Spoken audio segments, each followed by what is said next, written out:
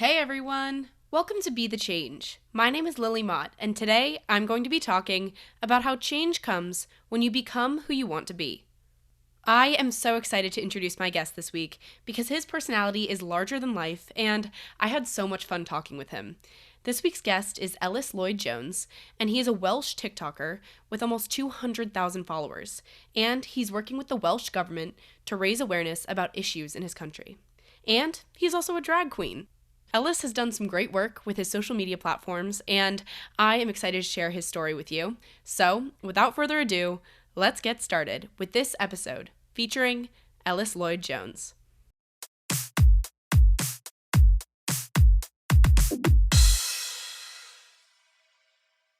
Hiya, my name is Ellis. I'm from Wales in the UK. I'm a TikToker and I'm also a drag queen. That was a perfect introduction, and I'm so excited to talk with you. So, I would love to get started with having you tell me more about your background. And I know a little bit about the work you've done with your TikTok to raise awareness about different issues, but can you tell me more about what led you to this work that you're doing now? Yeah. Um, how did I get to this point? Good question. Well, let's just start with TikTok, really. So I started on TikTok in 2019, so just before the pandemic. It was around about Halloween, and at the time, I was doing like so much with like makeup and drag and stuff like that. So I was thinking, oh, so I've got all this stuff going on now, but I'm not doing anything with it. So I need to like showcase my talents. And I was on my Instagram and I was just having all these videos off TikTok. Like literally, I didn't download TikTok at the time because everything was basically on Instagram. But then I just thought, oh, do you know what? Let's just go on it and just make a bit of content and see what happens. So I downloaded the app and I just started creating content. And at the time, I was like, I don't want anyone to know that I'm doing it because at the time, 2019, to a lot of people, it was just like a child's app. So I was like, oh, people are gonna like judge me for being on it and stuff like that. So I started posting. It was, the views were average, people were starting to like it. I had a few comments, a few followers off it, which is something nice. And then going into 2020, lockdown happened and I just had loads of time on my hand. I was in uni at the time and I did start my job in Greggs, which is a bakery in the UK, or like a chain in the UK. But I just, because everyone had to stay home, I just had this loads of time on my hands.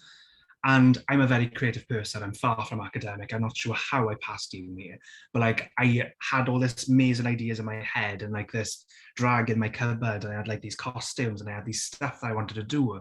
So I just turned to TikTok and it just went from there really. I remember at one point in April that overnight I had like 10,000 followers off this one video because people were like sharing it outside of TikTok. They were sharing it on TikTok. Everyone was referring it to each other. So everyone was just like, oh, this funny little Welsh boy is making videos. Let's go and see what he's about.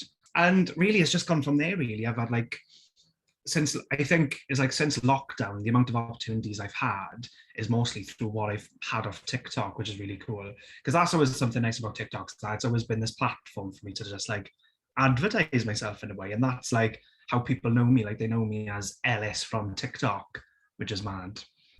I think that whole transition that you mentioned when TikTok went from being more of a kids thing to something that everyone has and uses is so interesting, and it's great that you got ahead of the trend in that way. So, I saw some of your TikToks that you created when you were working with the Welsh government during the pandemic, and I think it's so interesting and exciting for young people that the Welsh government chose to raise awareness in that way. Can you tell me some about that experience for you? Yeah. It's like what you said about how it's gone from a children's app to this app where like, companies, the government, artists are using it as the advertisement sort of platform, if that makes sense. But yeah, so I got approached by the Welsh government to make some content in regards to being safe with COVID and COVID-19 and stuff like that. And they were actually my first ever collaborative work. I remember they messaged me back in 2020 and just being like, we notice how this is where people are going to like find comfort and stuff like that. Do you mind making some content with us? But they said to me, like, don't make it as right, this is the rules, this is what you've got to do. You've got to stay home, you've got to keep your distance. They just said, with your videos, we came to you because your videos are like funny, they're like sketches, they're like relatable stuff. So can you just work that into your content? So that's what I've done. And I'm actually still working with the government creating content with them now. And it's like, it's mad. It's like I've gone from making little videos for them. I'm recording a voiceover for an advert for them, which is just it's just mad. I actually can't believe it. It's just but literally they've been like my number one employers over the past 2 years. I can't fault them really. But it's like it's mad how the government have like seen my videos and they've thought, do you know what? We want him to like be the face of no, not the face of COVID-19, the face of like COVID safety, if that makes sense. Oh my days. It's like, what's the word? I feel very like I can appreciate them for that. Like, it's mad that I'm doing something for my country's government through this platform which everyone uses, if that makes sense. But yeah, it's amazing. And obviously from that, I've had like other companies come to me, ask me to create stuff. For instance, recently I've worked with Gay Times on Channel 4. They wanted to bring attention to smaller prides happening over the country. So I went to Llanelli Pride and made a little video for them. So that's crazy. I've made a video for Netflix. That's mad. I can't believe that I've done that. But it's just like little bits and bobs like that. I just think sometimes like, oh my gosh, I've done that. And I just think it's crazy like how TikTok has like catapulted me into that atmosphere where people like see me and think, okay, we want to work with him because, the influence that he has on people. Tell me some about Netflix. I didn't know that part of your story, so tell me some about that project. That's so cool. Well, when I seen the email, I didn't really like believe it. I thought it was like spam, which at the beginning, when I had most of those emails, I, deleted a lot of them thinking they were spam. But now looking back, I'm like, oh, I could have worked with them. But yeah, I just had a message off them. I think, yeah, it was through my Instagram. That's what made me feel a bit like, is this real or not? But it was from the verified account of no, Netflix, UK and Ireland. And they just dropped me a message being like, I would like to collaborate with would you be interested? I was like, yeah, is there a fee? At that point, I didn't really care if there was a fee or not. I was just thinking, and I still got this mindset now, is like, if a company wants to work with me, I'm like, okay, clout, cool. So yeah, after that, I had to sit down with them over Zoom. And I remember at the time, I was actually doing a radio show with BBC Radio Cymru. They contacted me to say if I wanted to do a radio show with them. So I was doing that at the time. And then I was there having an email with the official people at UK Netflix, which was absolutely crazy. But the thing that I really loved most about it is that they seen a series of my videos that I'd done on my TikTok, which was celebrities you didn't know that were Welsh. So I was taking celebrities like Ariana Grande and Nicki Minaj and turning the names into like a Welsh version. So like Alejandro Griffiths or Nerys Minaj, stuff like that. It just sounds so stupid, but Netflix picked that up and they were like, we want you to do that, but with Netflix shows. So instead of Bridgerton, we changed it to Bridgend and stuff like that. So yeah, that was mad. So, but I just felt like, I don't know, it was crazy to think that this huge company like Netflix seen my stupid little video about changing celebrities' names into Welsh names, which is just crazy. But it's just like, for me to have a video on their account where I'm like bringing notice to like the Welsh culture and to Wales as well, that's always like a bit like a privilege to me to be like, that I can show off my culture and my country to the rest of the world, if that makes sense. Thank you for bringing that up because I was actually going to ask you about your role representing Wales. And I would love to know more about Wales and what it's been like growing up in your country because I think so often it gets lumped into England and the rest of the UK. And so I would love to know more about it and just more, I'd love to know more about what it means to be Welsh and more about the country that you get to represent. Yeah, that's actually something I always think about, is that when people think of the UK, they mostly just think of Ireland, Scotland, and England. They never really think of Wales, and I don't think they've actually heard of Wales or not. But it's like loads of amazing things have come out of Wales, mostly like famous people like Tom Jones, Catherine Zeta-Jones, to name a few, so I can't remember anymore. But Wales is a lovely little country, would recommend, come and, give us a visit. We won't bite, honestly. But yeah, Wales is just honestly, I at the beginning of my TikTok career, if you want to call it a career, I made it my personality that, hey, look at me, I'm Welsh, this is who I am. Which looking back, I always used to cringe at it, but now looking back, I'm sort of like, well, that's how people mostly know me for, and that's what companies look for when they come to me. They want me to make my own type of content, which I don't mind because I appreciate how they notice me for my culture and from me being from Wales. Like it's like that thing with Netflix. Is at the time I wasn't making those type of videos, but Netflix was like, we see now you've done this type of video, and we think it would do great for like this type of market, and also to show for across the world that Wales is a thing, if that makes sense. So I do appreciate them for that. But it's like, yeah, I just at the time in lockdown, I was just like, right, what's relatable to me? I'm gay and I'm Welsh. There we go, sorted. So I was just like talking about like I was just obsessing over like Welsh cakes, which is like this little cake with raisins. You can have jam, you can have lemon or tail or whatever. There's this thing about shagging sheeps, which everyone knows Welsh people for being sheep shaggers, far from the truth. Well, in my case, the truth. But yeah, there was other things. But it's like the biggest thing that I wanted to bring to TikTok was obviously showing my culture, but obviously showing as well that Wales has its own national language, that being the Welsh language. I've spoken Welsh since I can remember, really. I always went to Welsh schools. My mum and dad speak Welsh, my sister speak Welsh, or my friends speak Welsh. So it was like that was something that I wanted to bring to TikTok as well. It was also something that it's not mostly spoken in Welsh. Like a huge majority of Wales do speak it, but some people think of it as like some youngsters think of it as a school language, like we only speak Welsh in school. But something which I wanted to do was try and normalize speaking Welsh outside of school. And with TikTok being that, like when I gained a bit of following, I was like, right, this is my chance now to like, be passionate about something that I love and like show everyone else how they can be proud about it as well. And then from that, I have other companies coming to me being like, cool, so we want you to do this video, but we want you to do it in Welsh, which I'm always like, yes, perfect. That's what I want to achieve out of all this, is that I'm showing people, look, we've got a language and we use it every day. Because that, in my case, that's what happens, like my job is in Welsh, my friends speak Welsh, my family speak Welsh. So it's like, for me, that is my everyday life. And I want to show people that that's what your life can be like as well, if you fancy it. But yeah, I've always been proud to be Welsh, and I've always liked to add that little bit into my TikToks. Even if I make a video where I'm not talking about something about being Welsh, people will remind me that I am Welsh because my accent is very prominent. Like, can't miss me from a mile away. If you hear me talk, they'll be like, oh yeah, that's a very much Welsh accent. But yeah, I just love Wales, and I love talking with people who also love Wales.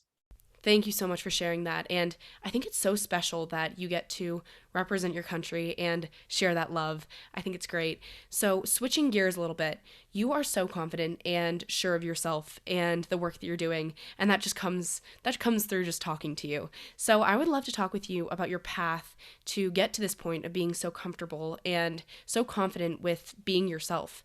What did that process look like for you to become so authentic and open about who you are? Oh, well, for me to be like who I am these days, I think there's like two key points. That being me coming out as gay, and also me getting into TikTok.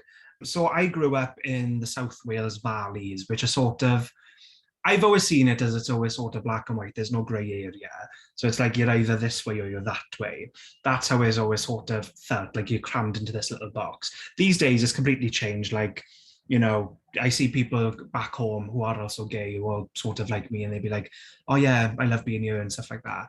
To me, it'll always be home, but I feel like as I've gone older, I'm sort of like trying to drift away from the valleys a little bit, because I've always felt like I just said, I had to be a certain type of person, or I've never felt comfortable in my sexuality being back home. I always feel like I've got to be a different person, if that makes sense.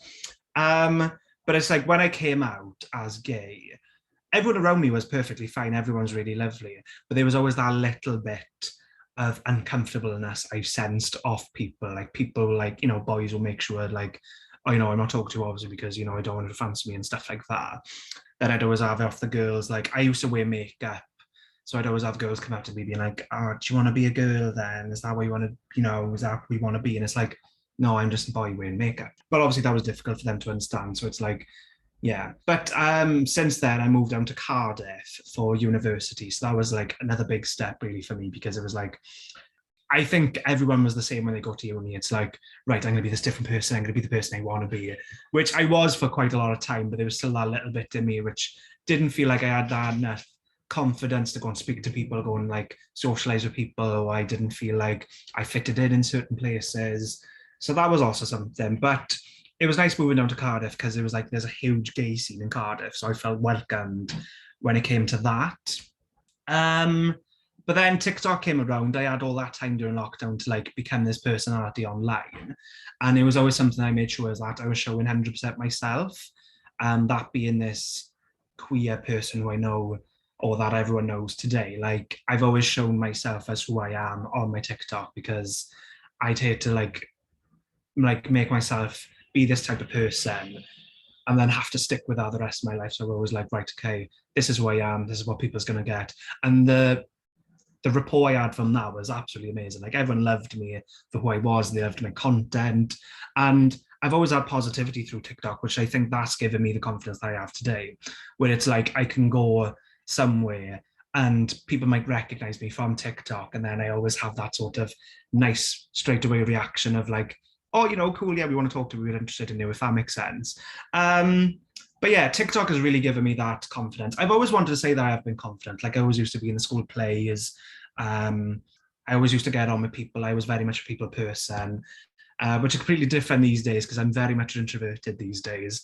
And I always think people find that a shock every time they meet me, and I'm always like, hi, yeah, thank you. And expect me to be this massive raging homosexual, but I'm really like sort of like, a bit ducked, just very much introverted. I think that's because of COVID. I think COVID made me introverted because since COVID, I've been living on my own, and I have up until now, and I very much love my own time. But yeah, nothing wrong with that. But yeah, TikTok was a massive part of me feeling confident and happy with myself now. And yeah, TikTok has given me all these amazing opportunities, which make me feel that I'm more worthy, if that makes sense. As in, it's like ages ago before TikTok, I didn't know what I wanted to do. But since doing TikTok, I realized that I love creating content. I love making people laugh. I love making money from what I love doing. So that's always been something nice and something which has made me feel more confident and more happy within myself. I love that so much. And I think it's so cool that you found TikTok as a space to be more authentic because I've talked to a lot of people who feel as though they put on a show for social media and it's not actually who they are. And I think it's great that you feel more empowered and more authentic through TikTok. And I'm so happy that you have that outlet. So I have one last question for you. Lots of young people want to create change and they want to make a difference, but they may not know how to get started. Do you have any advice for those people who may be listening? Well, I think one thing I always try to live by is that when I was growing up, I never seen someone like me in the public eye, or if I did see someone who was gay or Welsh, they would always have something negative, like some negativity thrown at them.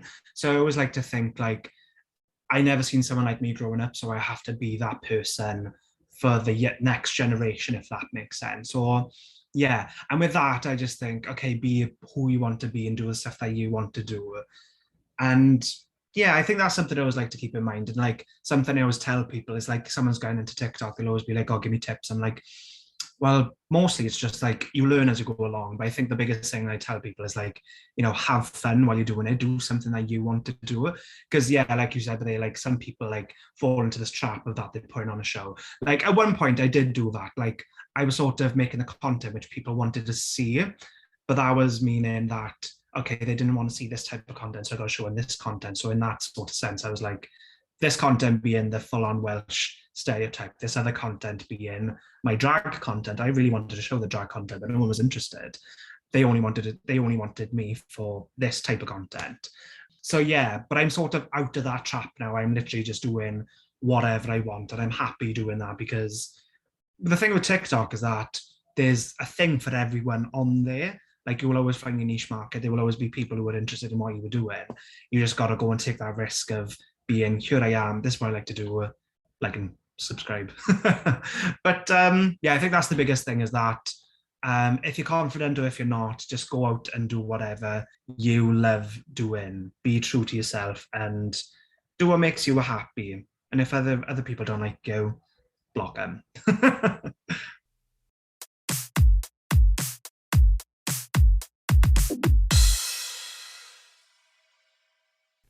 I loved talking with Ellis because I think his energy was so fun and I love his excitement for all of the work he's doing. And I really want to highlight how incredibly authentic Ellis is because I feel like that really is the key word in this episode. When Ellis came out as gay and when he started posting on TikTok, he had to overcome doubts and worries about how others would perceive him. But now, after making those choices, Ellis is living an authentic and a confident life doing what he loves. And his story is so inspiring, and I'm definitely going to keep his advice in mind because change comes when you become who you want to be.